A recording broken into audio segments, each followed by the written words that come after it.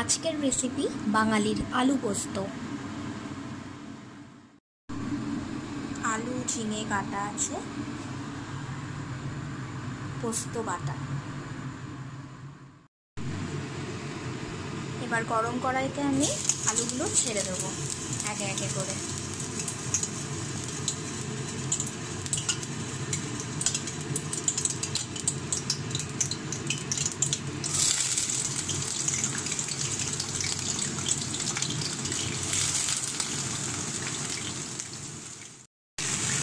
আলুগুলো আমি সব দিয়ে দিয়েছি।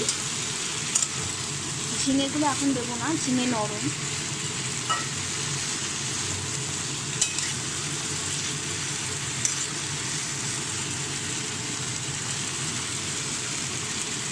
এবার আলুগুলো একটু ভাজা ভাজা একটু সেদ্ধ হয়ে গেছে, আমি তারপর ঝিঙেগুলো দিয়ে দেবো এর মধ্যে।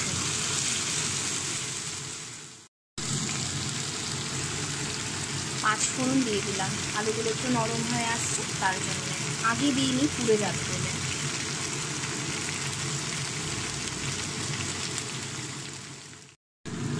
এবার ঝিঙেগুলো দিয়ে দিলাম।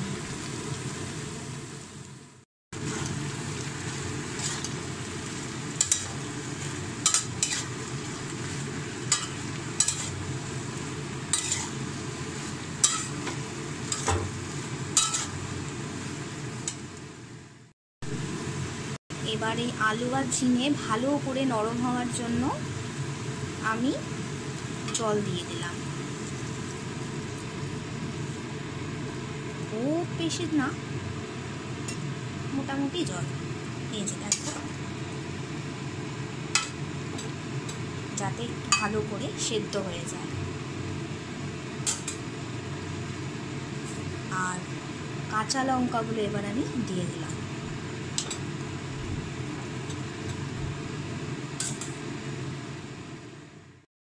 আমি কিন্তু এখনও নুন দিইনি। নুন দিলে শুনেছি যে আলু তাড়াতাড়ি সেদ্ধ হয় না, সেজন্য আমি এখনও নুনটা দিইনি। এখন ফুটছে, এখন বেশ নরম হয়ে গেছে। এবার আমি নুন দিয়ে দিচ্ছি। আপাতত এখন 3 চামচ দিই।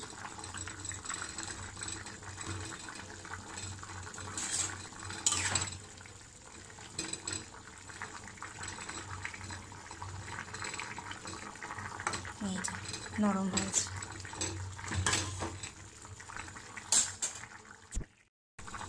আর এই যে সুগার ফ্রি ট্যাবলেট দিয়ে দিলাম। আসল জিনিস পোস্ত বাটা, এটা দেব।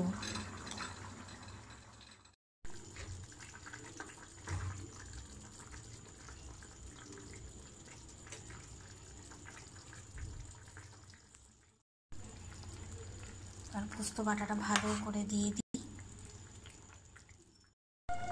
আমার পোস্ত দেওয়া হয়ে গেছে, এবার ফুটুক, একটু মাখা মাখা হবে।